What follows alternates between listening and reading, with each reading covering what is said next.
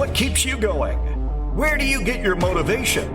Whether you just want to be the best you can be or the best there ever was, we're here to keep you inspired. Conversations with today's top fitness influencers, coaches, athletes, and bodybuilding professionals.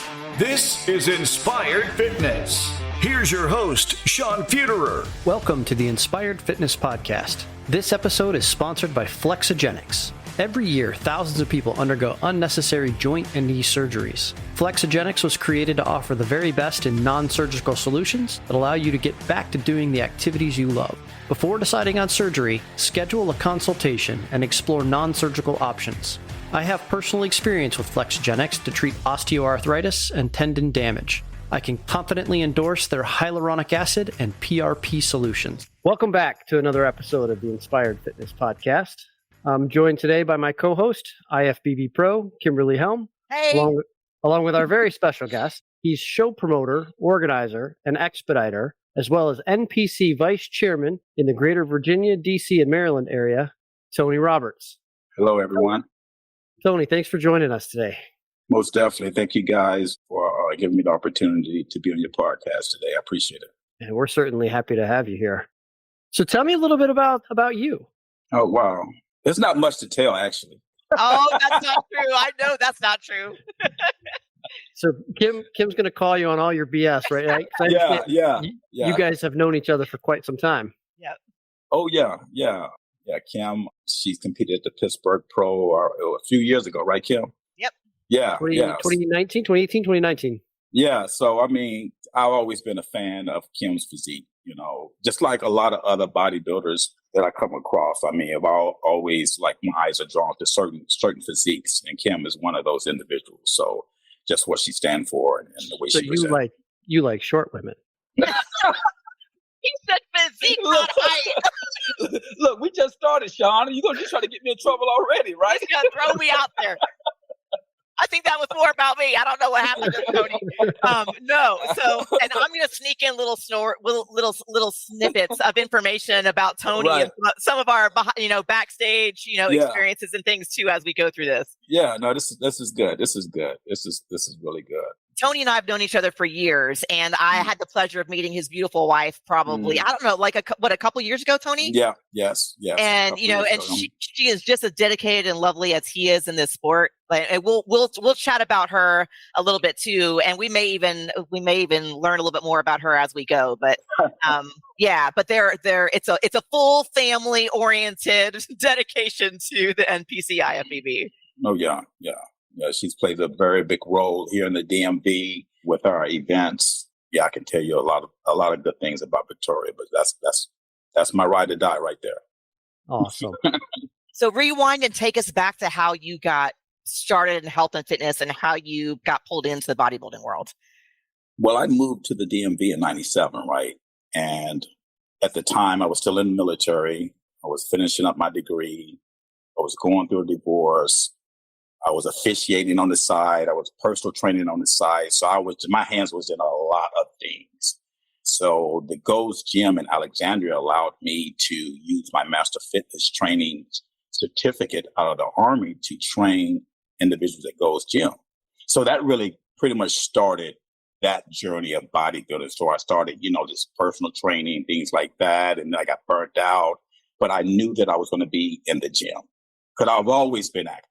I played sports, going through high school and things like that. Throughout my military career, played sports. It's just when I started touching weight, it just felt different. So we had a professional bodybuilder who worked out at our gym, and I walked up to him and I said, "Hey, look, I want to get into bodybuilding." And he said, "Tony, let's go to the exercise room and strip down." And the rest is history. I got bitten by the bug, did my first show. Actually, I got a ticket on the way to my first show because I was so freaking nervous. Right? On 66, Sean, and 66, right? Oh, yeah. I got a ticket on the way to my first show. I wind up winning my class, and the rest, I got bit. I was on a high, and that was in 2000, and I'm still riding that high. Yeah. So your very first amateur show and you walk away with a win? Yes. I trained myself. I did my own diet. And at that time, right, you can go to Flex Magazine and Muscle and Fitness because they had some really cool articles about, how do you train as a bodybuilder, what type of food you eat, things of that nature. So I was like in the books. I was in the magazines, right? The good old days when they had the magazines out. I love that. I miss that. Yeah. So I was studying the magazines and things like that. So like my first about 4 years of competing, I did my diets and did my own training, but it used to stress me out. I mean, it really stressed me out. So I had to get with someone who knew how to specialize in that. Bodybuilding to me, right? It's just different. I mean, it's different for everyone, but for me, it was more like, hey, I just want to get healthy. I want to be healthy. I've always been healthy. And I remember actually before I got into bodybuilding, a friend of mine, I used to work with this friend of mine, and I said, how come I can never see my abs? And she said, Tony, you know why you can't see your abs? Because you eat every damn thing. And I was like, holy crap, is that the reason why? Because I was clueless. I was so clueless about nutrition.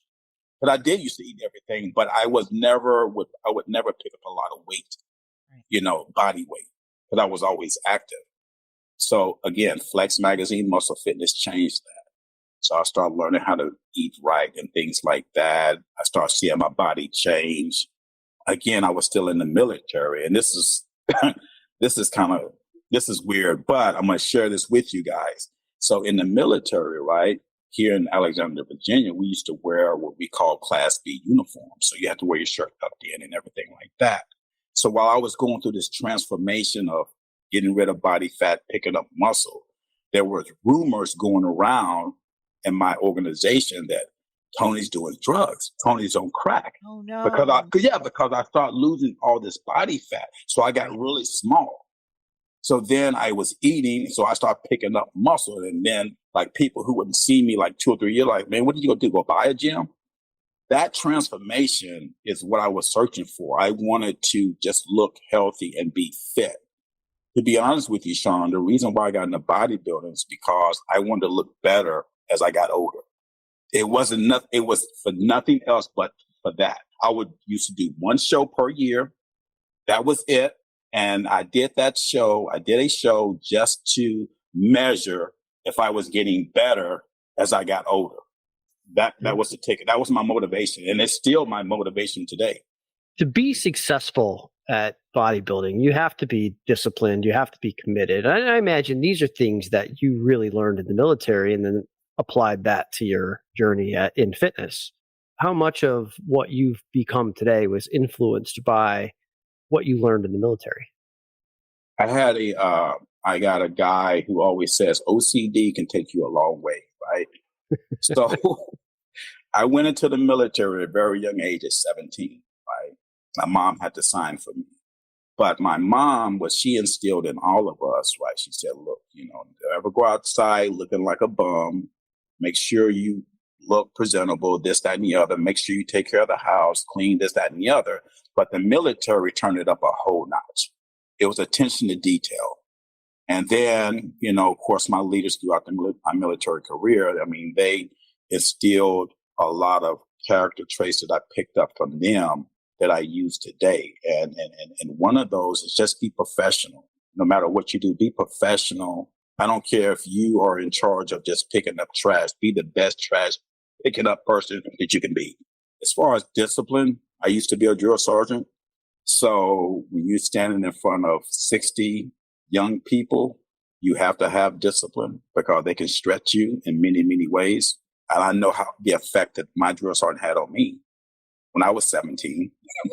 So I wanted to repeat that when I became a drill sergeant. And I believe I did that. So that discipline played a very big role in that position as well as through my military career. Now you switch that to bodybuilding.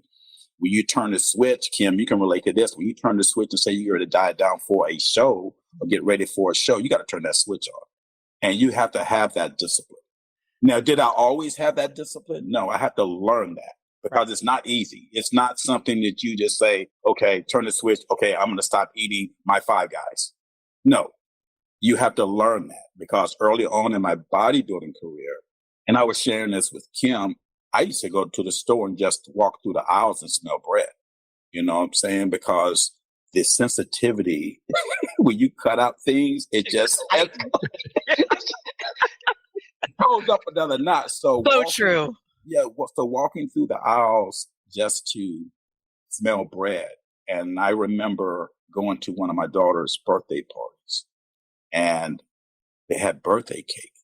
And I couldn't have cake because I was in pre-contest mode. And I was so pissed, right? And so I was in a very, very bad mood at my daughter's birthday party. And just imagine that. Yeah. You're at your daughter's birthday party and you're mad because you can't have cake. Like, who's the adult here? You know what I'm saying? So you have to learn that. I did, but I had to go through those growing pains. So for all those up and coming athletes who's been in the game 1 and 2 years, you have to have patience. Yeah. With this whole thing. It's just not like they always say, it's not a sprint, it's a marathon. And that's so true. Now, trust me, there are some athletes that's so gifted out there. They could do 1 or 2 shows. Next thing you know, they're a pro, and now they go into the Olympia. I mean, there are some people out there. There's not many. Right. And Tony, I when you're talking about walking through the aisles of the grocery and smelling bread, and I'm remembering, during prep, you've stripped chemicals from your diet. You've stripped sugar from your diet.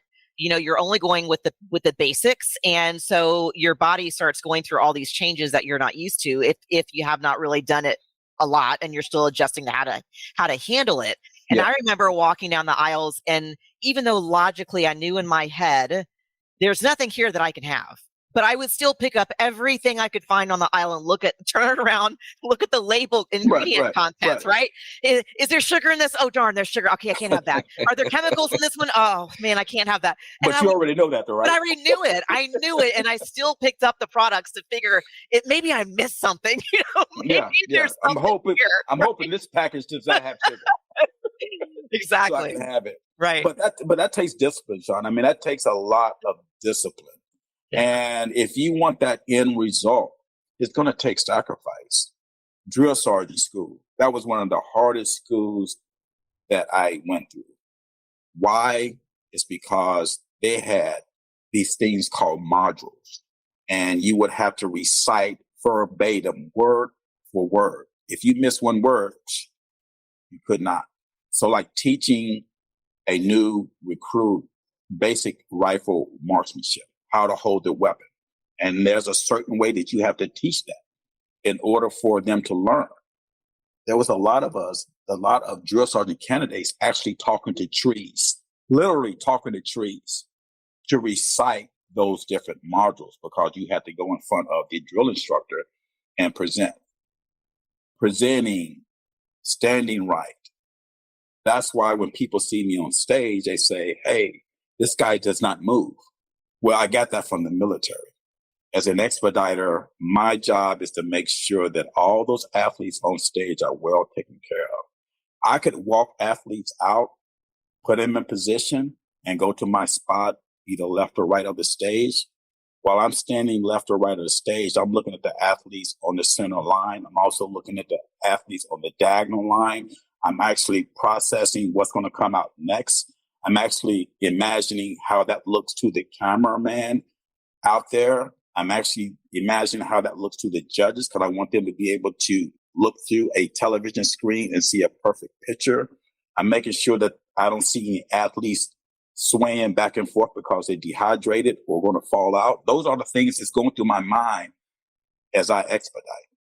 And again, that goes back to my military days, because when you are in charge of soldiers, you have to look out for their welfare. Yeah, I imagine that attention to detail carries into everything that you do now. Mm-hmm. So I made a connection as you were telling your story and becoming a drill sergeant in the military. And now it really resonates with me why you and Kim get along so well, because I've trained with Kim, and she's very much like a drill sergeant in that environment. And if you don't give Kim 110%, you're going to pay for it. Yeah, exactly. I mean, because one thing about bodybuilding, you get in what you put in, right? Yeah. If you are going to not take your nutrition or your diet 100%, don't expect that 100% result on show day. Because what's going to happen is that people are going to start to try to do shortcuts Thursday, Friday, because they know they're behind schedule. And then the show is Saturday, and then they're going to mess up. They're going to look crazy. So one year, I wanted to be a middleweight so bad. I just wanted to be a middleweight. This is before they came out with welterweight, the welterweight division. But I was a lightweight when I first started, 154 pounds, 154 and a half pounds. Imagine that. That particular year, I wanted to be a middleweight. So I said, and I was still doing my own diet. So I said, I think I'm just going to eat rice and salmon, which is a fatty fish. So I go to the show, and all the people who I trusted to look at me to tell me the truth, they told me, Tony, this is not your look. Okay, so I go out there prejudging, and then right after I came out off stage, this one particular judge came backstage, and she said, whatever you did the year before, you need to go back to that, because I didn't bring that conditioning. I was never a big, huge bodybuilder. I was always small, but I was proportioned, and I was lean. I was always in shape. But that particular year, I was not in shape, and that's because I wanted to be a middleweight. I had to learn that. I say that to say that, athletes, you have to, first of all, you need to have someone that's going to tell you the truth, for one. And two, do not try to put yourself in a category that you're not ready for. When you diet for 12, 16, 18 weeks, it is what it is. Whether that's welterweight, middleweight, whatever the case may be. You know what I'm saying? That's what it is. So that's a lesson that I learned. And how outstanding is it that judge took the time to come around and talk to you, and give you that feedback? This is where I have so much respect. I've really enjoyed being in multiple roles, in the bodybuilding world, whether it was backstage expediting or helping the promoter or at the judges table. And it's so critical for competitors to hear that honesty and to be able to have somebody take the time to spend time with you for that. So kudos to that judge. It's really great to hear. Yeah. Yeah. She was awesome. She was a staple here in the DMV. But I was very, very thankful for that, because leave it to Tony, I wanted to be a middleweight. It took me years to get to that point because I just didn't have the muscle for that. Yeah. That's 176 pounds, and that's a lot. 154 to 170. Yeah, that's a lot. That's a huge difference. Yeah. I mean, again, that goes back to just learning the process. Yeah. Around 2006, I met a guy by the name of Mike Davies. I'm still using him today as my nutritionist to keep me on track, because my thing is, and I always tell athletes that if you want to get into bodybuilding, you need to accept the lifestyle, because in my view, the byproduct of that is the stage. If you eat right, do your cardio, do all the things that you need to do in moderation, a byproduct of that is getting on stage and showing your physique, showing your hard work. Yeah, it really is about more the lifestyle than just the prep. Right. Oh yeah. You can't say, okay, it's a show in 16 weeks. I'm gonna get ready. Well, actually, you should have been getting ready last year or the year before. Right. I mean, once you diet down, and if you haven't been training your shoulders and you got weak shoulders, that's what's going to show, right? Right. Right. And Felicia Livesey, when we had her on a previous podcast, we touched a little bit on this too. And I experienced this when I first started competing. That the switch had to be flipped for me to separate myself as an amateur competitor to step up to the pro level, where I knew I was in the ball game when I started paying attention to the lifestyle, my day-to-day interaction with training and nutrition year round. I switched from that mindset of, I have prep for 3 months or however many weeks, however many you're doing with your coach, whatever you negotiated as the right amount of time. And then, I'm in off season, a healthy, I'm in off season, but now I have the holidays and I can make time for this, and that. And you start to indulge more than you should. And so once I was able to make that switch from having these exceptions, I'm not saying you can't live life, obviously, but there is a mindset that goes along with that where you establish that this is a full-time lifestyle and you have to be okay with what that looks like. Right. Mm-hmm. Yeah, it's not for everyone. Yeah. Okay. So, I mean, you hit on a key point. I mean, it is a lifestyle. You have to do things in moderation. You need to do things in moderation. And at the end of the day, it's your decision to make on how dedicated you want to be to this bodybuilding world. You know what I'm saying? I mean, and you look at the top Olympians out there, you never see them out of shape. I mean, I figure Miss Olympia said, I mean, that I actually follow her workouts more than I follow guy workouts because she is so methodical about how she do things and the reason why she do things. That's what attracts me. I mean, I can see guys lifting 500 pounds. Okay, cool. That's cool. I'm not that guy. Okay. I want to know why you're doing what you're doing. And then if you look at Sid, she just separated herself from the masses very easily. I mean, just Yes. her walk alone Yes. separates, and she's never out of shape. She's never out of shape. And incredible symmetry. I mean, we won't even get into the details of her incredible physique, right? Genetics and hard work, but she has this incredible symmetry and lifelong dedication to it, which is incredible. It's just very impressive. So you got to look at someone like that who's at the top, very top. She's at the very top, and she's outside the norm, obviously, right? To our athletes, right? Just keep in mind, it's your body. You only have one, okay? And what you do with it is what you do with it. Do you want to look pre-contest all year round? You might want to, but it's not healthy, one. But you do want to stay somewhat in shape. You want to stay in striking distance. Mm-hmm. I like to keep myself between 186, 188, and that's my target. And I haven't competed in years, but that's my target. That is my target because what I don't want is to get on stage and somebody say, look at that Expeditor. What the hell is going over there? Or look like I'm going to, fall out on stage. Or if an athlete goes down, I'm going to be able to help him or her up. You know what I'm saying? So I need to stay in shape. Not only for that, but for my grandkids, for my family. I mean, this thing in bodybuilding where I'm at right now, it's bigger than me. It's so much bigger than me. I mean, our team, our expediting team, our local team, the team at the Olympia, the Arnold in Pittsburgh, they are freaking awesome people. And the reason why they're so awesome is because they walk in those shoes. They've been on stage before. They know what it takes.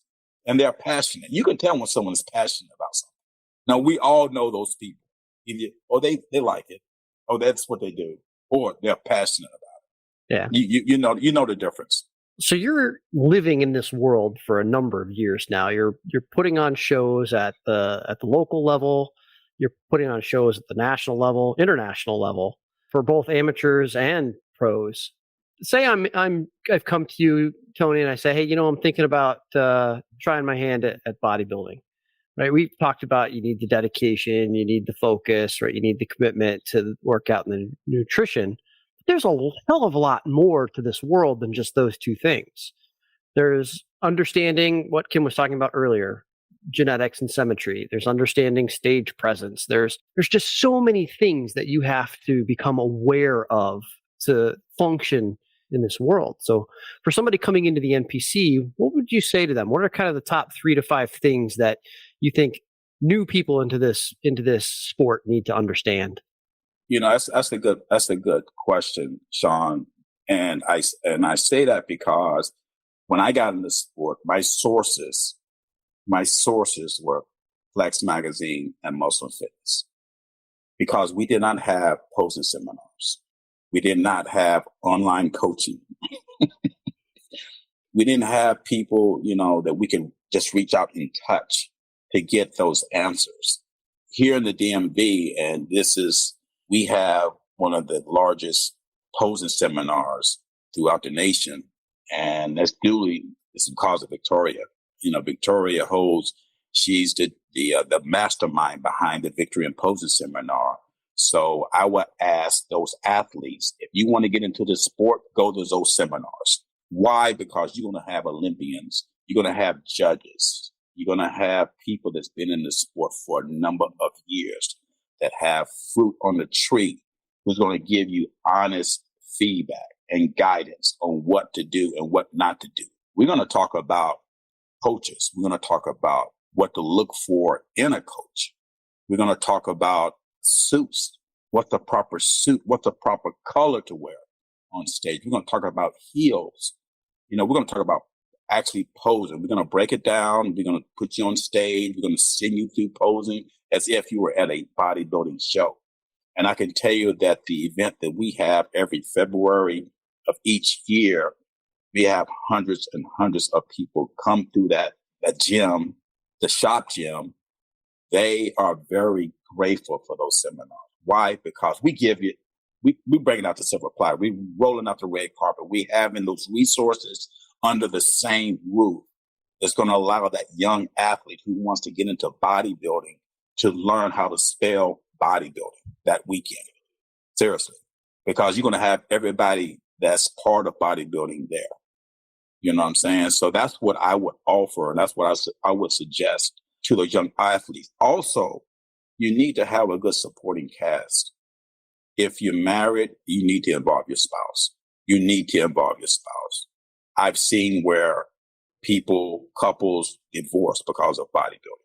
Yeah, this is a theme that has come up in several other episodes that we've done, where failure to involve the significant other has had, to your point, right, just a terrible effect on the marriage. But for those that did get involved and they did support in a variety of different ways, it becomes more than just an individual effort. It becomes a team effort. Oh, yeah. It makes a huge difference in your ability to remain focused and committed, number one. Mm-hmm. But two, if you don't have that home lifestyle, just from a food prep perspective, it makes it that much more difficult. I say that from personal experience. Kim, she'll be the first one to tell you, I'm not the best when it comes to sticking to the diet plan. Look. But you know what? But here's the thing, and Tony, you'll appreciate this. What's great about Sean and I, when I was training him, he was always honest. He never hid, like if he ate something off the nutrition plan, he never hid it. He never lied about it. He came to me and said, I love training. I love doing what I do. I understand the importance of nutrition. I might not be there yet with the meditation part, right? With the nutrition.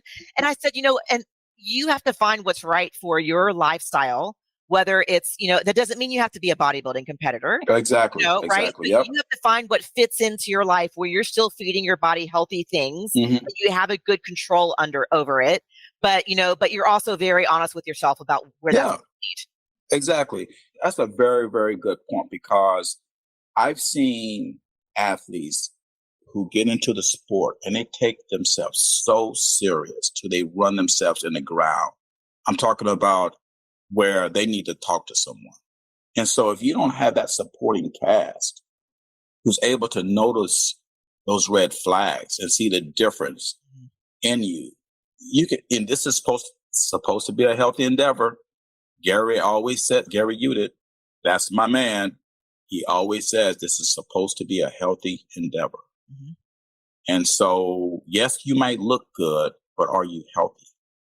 Moderation is really key. Yes, we love our cheesecake. I love me some Five Guys. Trust me. I love me. Burger, fries all day, right?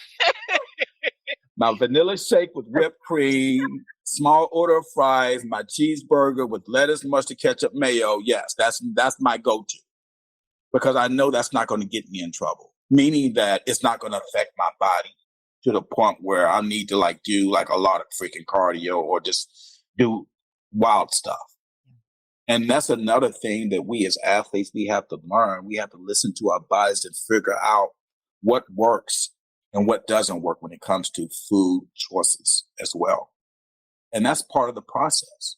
Yes, you can leave it up to a nutritionist. You can pay a nutritionist but that nutrition is not with you 24/7. I would do much better if I had a personal chef. Oh, yeah. Yeah, we all would. We all would. I mean, I've said so many times, especially with folks in the bodybuilding world, with posing coaching, there's so many times where I'm like, I wish I could just gather everybody together. Just come on over, we'll just have a big compound of competitors, and sit there and train and learn how to train and eat together, and keep each other great, because it is so crucial. I think, out of everything, the support system, and you don't always have a group of people. Like a lot of my friends, they have a very different lifestyle. They're not bodybuilding competitors, and they have a different approach to fitness and training and eating. And you have to find some people who understand what you're going through to be able to kind of talk things through. And that's where a really good coach, I know, Tony, you mentioned that, you learned that you ended up pulling in Mr. Davies.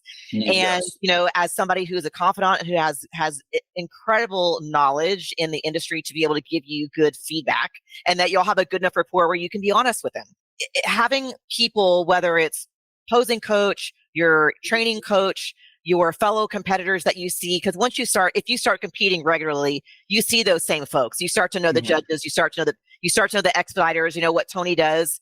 And it's so comforting to have those people in your life to help keep you focused and motivated, and give you an understanding, and who will set you straight when you get off the line. Yeah. Yeah, I agree now. So yes, I bodybuild. I did bodybuilding from 2000 to 2012, but then I took a break and went back in 2018 and did a show in Ohio. And that was the last time I stepped on stage. But now people see me. So I'm removed from that era, that part of bodybuilding, as far as putting on my trunks and things like that. But a lot of people recognize me as the expediter on stage. I mean, I have people, when we're doing check-ins, that athletes, when we're doing check-in, walk up to myself and other team members and say, I'm glad to have you guys here. The team that we have developed, we work very, very well together. We all have a certain thing that we have to do for each other. And one of those things for me is, of course, be on stage with the other athletes. But we have a team of expediters. So that team is very important. And yes, you see me on stage, but I'm not alone. By no means. I could not do what I do if I didn't have the team members. And Gary Udit and Rick Biardi, years ago, they wanted to institute a system within the Mid-Atlantic zone where you go to one show, it's ran the same way throughout the Mid-Atlantic zone. And they worked very hard to develop that type of team, that type of system. And I believe that we're there. One of my things is when Gary or Rick comes into the DMV, I don't want them doing anything. I want them just to sit back, relax, and just watch. Because they've been in this thing for many, many years. For them to come into the DMV and have to roll up their sleeves. And although they love doing that, they love being hands-on, I personally take it like an insult when I see them working, because we have a very tight group here in the DMV and we all take care of one another. And I'm talking about not only expediters, I'm talking about judges, other promoters, Olympia tan crew. They're freaking great. Everybody, they all join hands, join arms, and we go out to battle together when we hosted an event. And Kim, you've seen it. You've been here before, so you've seen it. Yep. And it's the same. Think about how long Gary's been in the. I mean, I can't even think of how long it's been, but it's been a lot of years. It's been a lot of years, but I'm telling you, he is one of the great things for the NPC and IFBB Pro League. He's also said a lot of really great things about you, Tony. Because I remember, I remember being at one of the shows, and we were talking with Gary. And so, Sean, when Tony walks on stage and is providing guidance to the athletes that are on stage, even if you don't know Tony, you know that he has a military background. Okay, you can see his presence. He has precision turns. He has a very specific walk that you can recognize him from across an exhibition hall without knowing his face easily, right? Once a drill sergeant, always a drill sergeant. Well, it's a beautiful thing, and I remember Gary commenting once about how posed and collected Tony always presents himself so professionally on stage, and it's very important to give the athletes that professional experience because they work so hard to be there, right? And Tony's one of those folks, and the whole team, really and truly. And I remember as a competitor where Tony was backstage, and I remember being backstage where Tony doesn't just do what's in the job responsibilities, and the same goes for his team. They go out of their way to check on you. How are you doing? And if they see that you're looking stressed, and they're there to support in more ways than just what's minimal. And that's what provides more of a red carpet experience, I think, for these athletes. And with Tony, I've seen you on stage, I don't know how many times, countless times, and working backstage. And I've seen you so organized. He just has everything set to a T. He has his lists, he has his check boxes. And to your point, you want to make sure that everything is running smoothly and that those guys don't have to worry about it. Exactly. I mean, and that's important for our team. We want to make sure that we roll out the red carpet for each athlete that's competing at one of our events. Yeah. Because they deserve that. They died for I don't know how many weeks. And all of them have an individual story, whether it's a mom who just, one of her bucket lists was just to get on freaking stage. I mean, she might not be in the best shape, but God, bless her. She was able to lose, 30, 40, 50 pounds. And she was woman enough to get on stage in a two-piece to be judged by strangers. Right. I mean, why would you want to treat someone in a negative way just because of how they look? Everybody deserves that red carpet treatment. Now, mind you, in this sport, there are some huge egos, very huge egos. And I say that with a smile for those who are listening. And I love you to death. But I tell you that one day you're going to have to hang up your posing trunks. One day you're going to have to hang up your two-piece. And then what? And then how do you want to be remembered? Now, there's a lot of professional athletes and amateur athletes that go above and beyond to help a lot of other people. But when it's all said and done, life takes its course. What are you leaving behind? And that's where I'm at. I want everyone to have a good experience. When I am getting ready to escort a class out on stage and I'm looking in their eyes, if I see someone who's like rattled, I might just grab their hand and say, you're going to be fine. And then that's it. Because I want them to be calm. I don't want them to let their nerves get into the way of doing what they came there to do. That's how I look at that. And I take it very seriously too. Yeah. And I remember, Tony, I don't know if you remember this, the last pro show I did was the Chicago Pro. Mm-hmm. And I was going to see that show through no matter what, even though I had some challenging things going on with my mother's health at the time. And it was one of those where I was still holding my own, but it was not nearly my best physique that I was presenting. I wasn't as conditioned as I usually am. I was flat and, just all around, I knew I wasn't going to go on stage with my best look to date, which is always the goal when I hit the stage. And I remember talking to you on the phone and saying, Tony, I know my physique isn't at its best. And I'm walking on one of the biggest pro shows. The Chicago Pro is a huge stage. And, I'm nervous about it and it's difficult for me. And I remember you saying, you know what? You bring everything you have, you show it to the best of your ability, you hold your head high and you be proud of where you are. And you understand that even though you're not bringing your best physique, you're still here to do your best and give it your all. And I remember you going through, being very encouraging about it, but still being honest, like, okay, I'm not going to tell you that you're looking your best ever when you're not bringing that best package, but let's acknowledge what it is and let's make the best of this opportunity. Mm-hmm. And I'm so glad that I did the experience. I really am, because you have to go through the ups and the downs to become a better athlete and a better professional. I believe. Mm-hmm.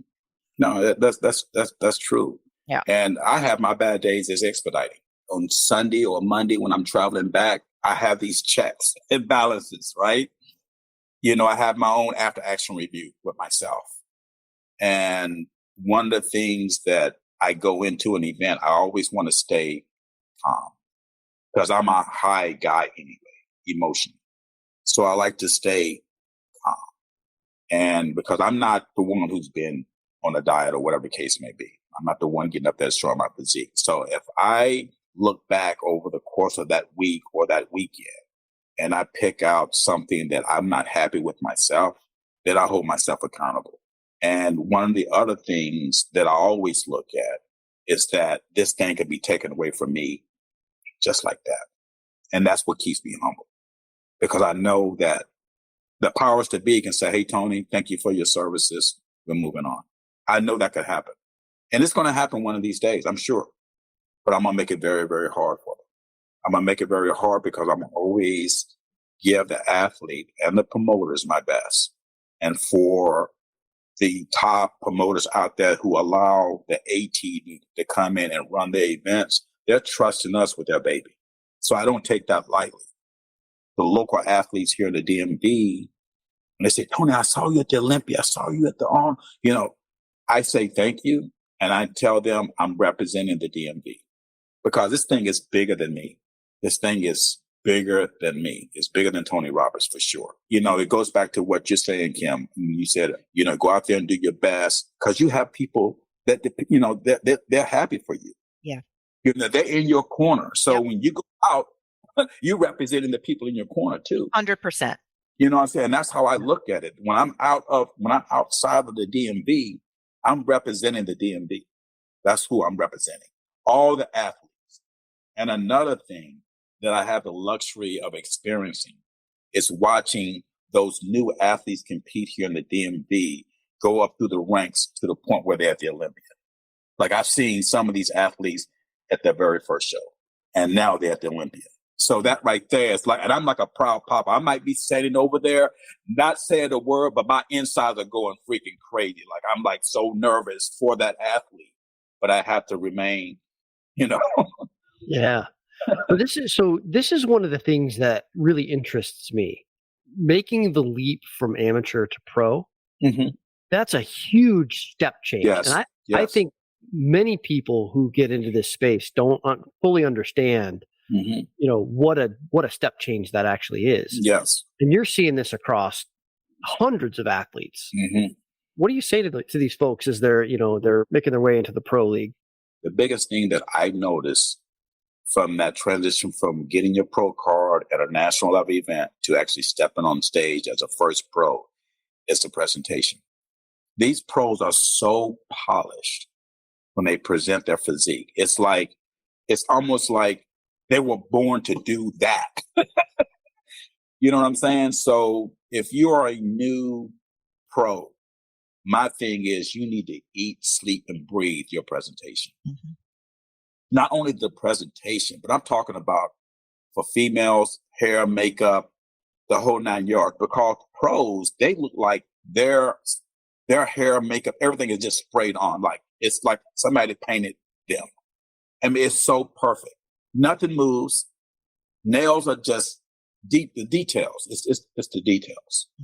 And then I see some of our new pros, they try too hard when it comes to accessories or hair. Like hair being the same color as your suit. Like too much. Like too much is too much. If I can notice your hair or I can notice your nails or something like, I should notice that. I should notice the physique. Right. And this is what Gary does at his seminar, right? He'll say, okay, hold up your phone, show the person your suit, and then just flash it away and ask them what did they see. If that suit just stands out, then you probably need to change that. But again, that goes back to our previous conversation about what do athletes getting into the sport, what should they look for? We teach you that at the posing seminar. We teach you about hair, makeup, because we have those people, those specialists in that area there to talk about hair, makeup, suit colors, what the right suit to wear and the cuts and things like that. Talk about all of that. So, Sean, to answer your question, is the biggest thing I see is presentation. Pros are very polished. And let's talk about men's physique. Let's talk about that division. With the amateurs, when you present, the only thing the judges want to see is front, back, front. Nice transitions, don't get me wrong, but front, back, front. That's it. Now, the men's physique pros, they do a lot more than front, back, front. So then you have your amateur athletes looking at the pros, but still competing at amateurs. So they think that they can get away with everything that the pros are doing. No, that's not it. That's not it. You can't do that because you're not a pro yet and you don't have that luxury. And I always tell people at amateur events, men's physique, you got 10 seconds to present your physique. It's front, back, front. And then I get the sad faces like, oh my gosh, it's a long 10 seconds. It's a long 10 seconds, but it's front, back, front. That's all the judges want to see. But again, to answer your question, presentation is the biggest thing that I see. You've been doing this. You've been in this, in the bodybuilding world for many, many years. I mean, you've been around shows for 20 years plus. The shows, even from a technology perspective, have advanced so much, right? I mean, it used to be where you had one color curtain, right? And maybe a couple banners, but there weren't a lot of lights and, a lot of changing backgrounds. And now there's so much more dynamic activity going on stage, around the stage, walking into, wherever this venue is. Do you have suggestions on how folks can prepare themselves for not getting distracted by that before they get on stage? Yeah, I mean So early 2000s, right? You have a backdrop. You may have one or two banners left and right with sponsors. That's it. And then you have your lights. You got to have good lights. Okay. Now we have LED screens. We got a lot of stuff going on. But what hasn't changed is the box, the straight line, and the diagonals. So you as the athlete, you have to block out everything else. You can't get wrapped up into the actual lights and cameras and all that. Trust me, it's a great honor, but that box, that straight line, and those diagonals, that doesn't change. It doesn't change. So you have to block that stuff out. You're going to let the LED screen keep you from presenting your physique? No. You go out there, and plus you got an Expeditor on stage. It's going to tell you exactly where to go. Let's keep it simple, guys. This is bodybuilding. When it's all said and done, it's just bodybuilding, Kim. Yep. It's just bodybuilding. You're right. Okay?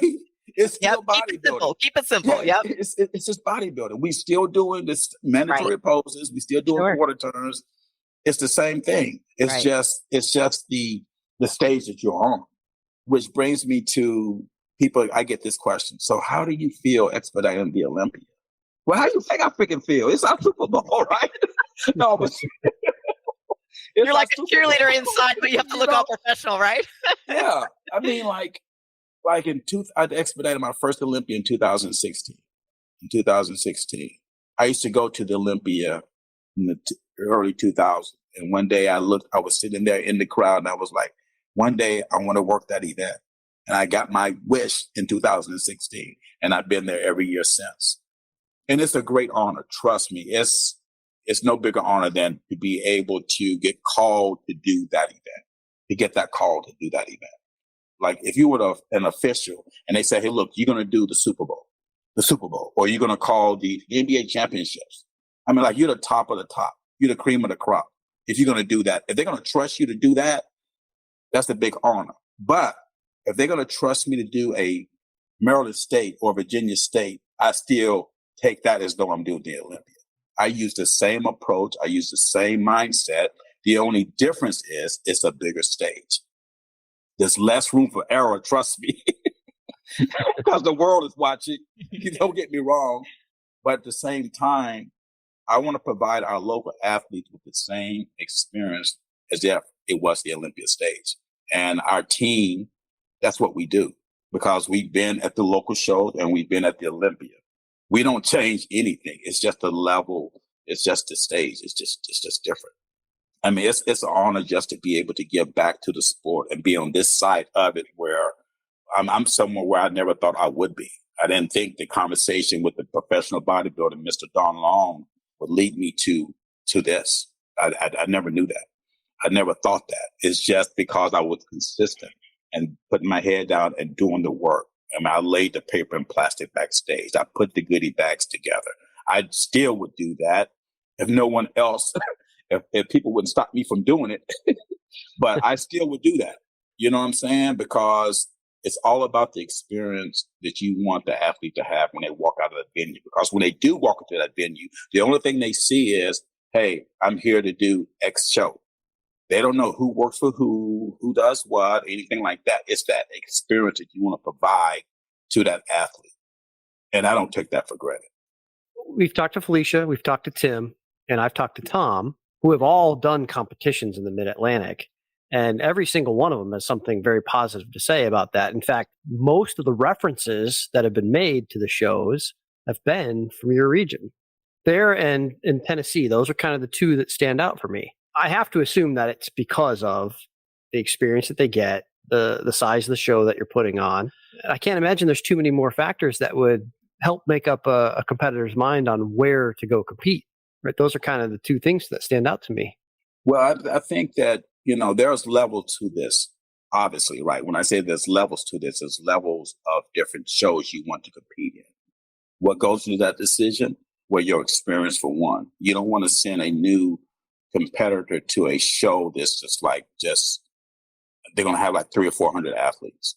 You can do that, but you don't want them to be overwhelmed. You want them to not just get blown out of the water their first time out. You want them to have a good experience with that. Now, some of the coaches will probably tell you, Tony, you're full of whatever. I'm just telling you my perspective about that. When athletes call me and say, Tony, what do you think about this show?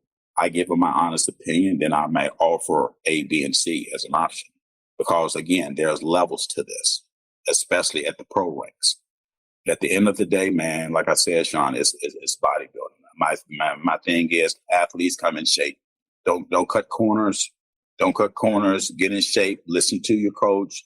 If you have a coach, if you need a coach, find a good source.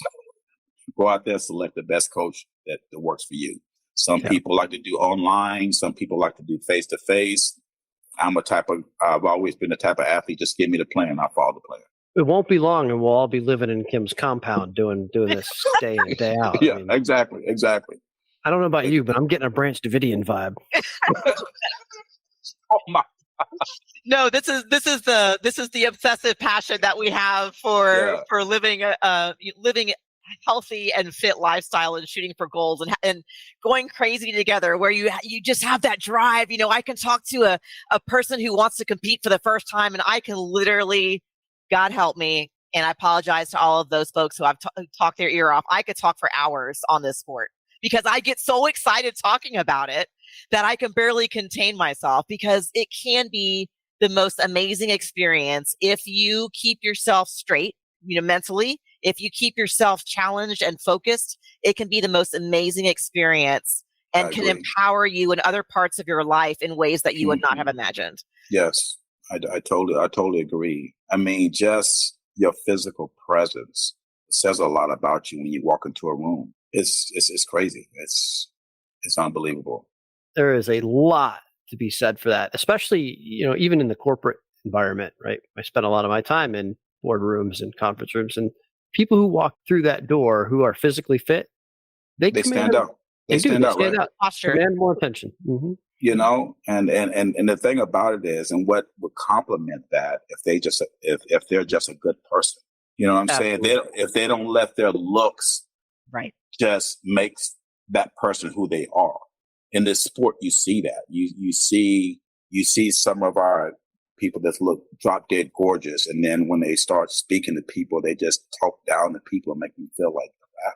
Right. And that's really uncalled for, because one day it's going to change. It's going to change. It's going to change. It's going to change. Trust me. And we all had to learn. I wasn't always this patient guy. Trust me. It took a lot of work, and I'm still working. But I've always when someone have a conversation with me or interaction with me, they walk away, they feel better. Yeah. And that's one thing about our team. That's what we want. We want the athlete to feel good when they walk away, because they're going to go back and tell their friend about an event, and then they're going to bring more friends. That's just how it works. You know what I'm saying? It's just like when you find a good hairstylist, you're going to go tell somebody, hey, man, you need to go get your hair cut at this person's barbershop, man. He's freaking great. She's great, whatever case may be. So word of mouth definitely gets around. Like I said, it's a true joy just to be able to give back to this sport, because this sport has given so much to me. I met my wife through this sport. I met Kim through this sport.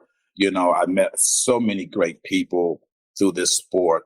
Like Kim said, if you just open up, stay humble, be like a sponge, just soak in all this information, you could definitely make it very far in this sport. And for those people that's through with their bodybuilding career or still want to be involved, go to your local promoters, chairmen, and say, how can I give back to the sport? Because it's nothing like giving back to the community and building that community. And that's one thing that I'm glad to say, that here in the DMV, we have a community. No one stands alone, and that's one of the great things about it, because we affect lives. We educate people on hopefully the correct way to do things.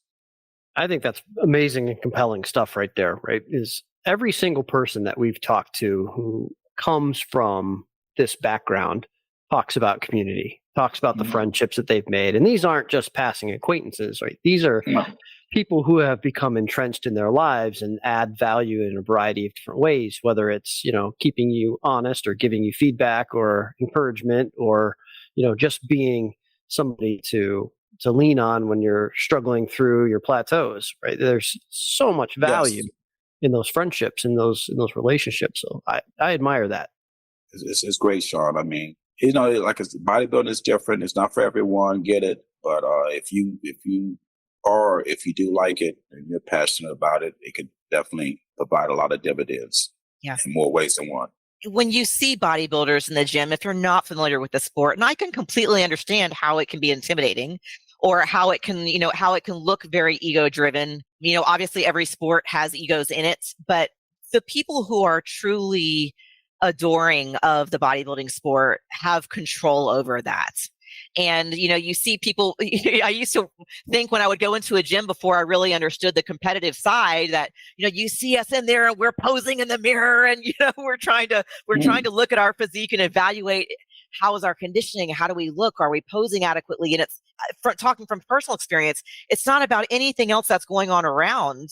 It's really me trying to figure out, am I where I need to be on this? It's not, and that's where, when you find those people who are driven because you're doing something for you to better you and enhance who you are, and that's your sole purpose for being there, that's where the gold is. It's not about, right? It's not about bragging. And you can walk up to Tony at any of these shows that you see him at, and he's not going to be somebody who's too good to talk to you because he's working at an Olympia level show.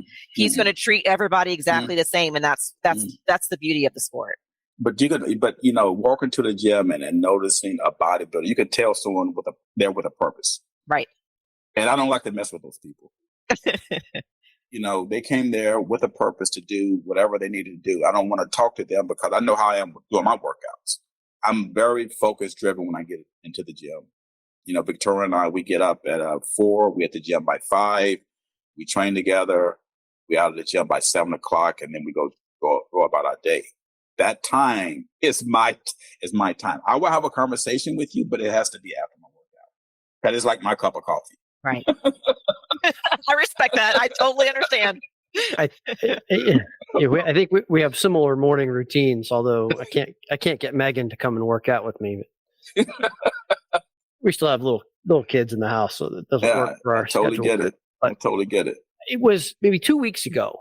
I was in the gym. I work out at a variety of different gyms. I was at the rec center here locally, and it's maybe 6 o'clock in the morning. I'm about halfway through my workout, and I'm not in the best shape at the moment, but for the rec center, I look pretty good. Mm-hmm. He's being modest. He actually he is pretty good shape for his physique. Yeah. Well, I was evaluating kind of my pump, right, from my workout in the mirrors, and an older man, he was well into his 60s. He came up and he says, "I see you in here every morning and you're always looking at yourself. What are you looking for?" And I swear, I looked him square in the eye and I said, "I'm just looking to make sure that I'm better than I was yesterday." Mm-hmm. That's a good answer. Yeah, I think he appreciated that. Yeah, that's a good answer. But that's what it's all about. So, I used to look at people like, why are you posing? Like, you're here to work out. You're not here to pose. And now I get it, right? It makes a whole lot more sense kind of being on the other end of it. But it was a moment for me, like just a memorable moment, like, okay, other people are looking Oh yeah. And it Oh yeah. and it shouldn't matter to me, whether they're looking or not. But people have questions. Take a second and talk to them. Yeah. No, I agree with you. I agree with you. I mean, I'm not a total snob at 5 o'clock in the morning, but at the same time, I just respect people when they work out. I will give you the head nod. Hey, how you doing? I see the regulars. I say, hey, how you doing? Yeah. But I would not hold you there a long time. Now, to that gentleman who was asking you, what are you looking at? You do have some people that just want to spoil your day. Yeah, his intent wasn't malice in any way. I think he was genuinely curious. Like, am I looking for something? And I'm always looking for the flaw, right? I'm always evaluating on what I think the weak points are, and I'm always looking to make sure I'm doing something to try to improve those. I thought it was kind of nice of him to ask instead of, like, you're ridiculous. He didn't come across as like, you're ridiculous for doing this. I think he was genuinely interested in knowing the answer. Well, if you've been around this sport a while, you're going to develop what we call a trained eye.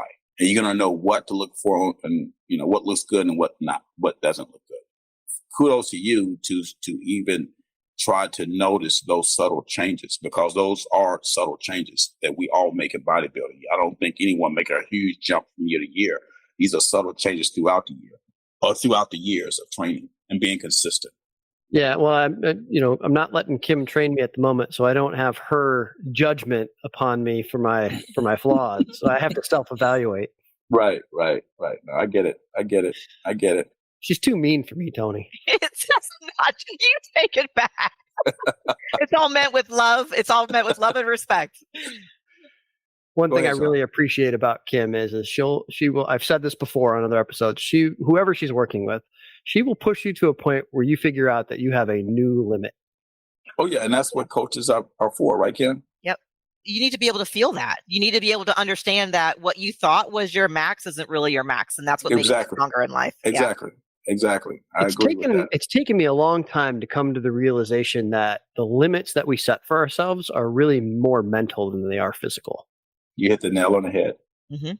In many ways. And it's not about, like we joke around about training, and training should never be about how much you can hurt someone or anything like that. But it is definitely a place where, in order for you to make strides for improvement, you have to be able to embrace what it's like to feel the pain part and what it's like to push through the lows, and those things, when you're done with it, it's not so fun when you're in the moment. So Sean and I've talked about that, but when you get through with it, you're like, yeah, I did that. I got through that. And you know what? It really wasn't so bad once I'm done with it, and I might even do it again. Yeah, exactly. Because now you went to that limit, a limit that you thought you could not reach. Right. Well, here's to finding new limits. Absolutely. Tony, listen, man, it's been really great talking with you. Really appreciate kind of the insights behind the world of NPC and the world of expediting and everything you've got going on there. I think hopefully somebody who is thinking about getting into the sport is going to listen to this and take heed of what you've mentioned here and take advantage of some of the clinics and things that are now available to help move them along. I think it's great advice for people who are not just getting started in this sport, but who are, looking to raise the level of their game, maybe go pro. Right? There's so much that you need to learn to be successful here, and to have somebody like you to lean on and to learn from. I think that's great that you make yourself available for that. Good on you for being community driven and being an athlete's mentor. No, I appreciate that, Sean. I mean, I thank both of you guys for just allowing me the opportunity just to share my story of bodybuilding and just helping out the NPC and IFBB Pro League, something I'm very passionate about, obviously. I just leave with these parting words, guys. Just have fun. Just have fun. I mean, don't take yourself too serious. At the end of the day, it's just bodybuilding. We get it. Everybody wants to take hardware home or get that infamous pro card or get to the Olympia stage. But when it's all said and done, what do you want people to, when they call your name, what do you want them to remember?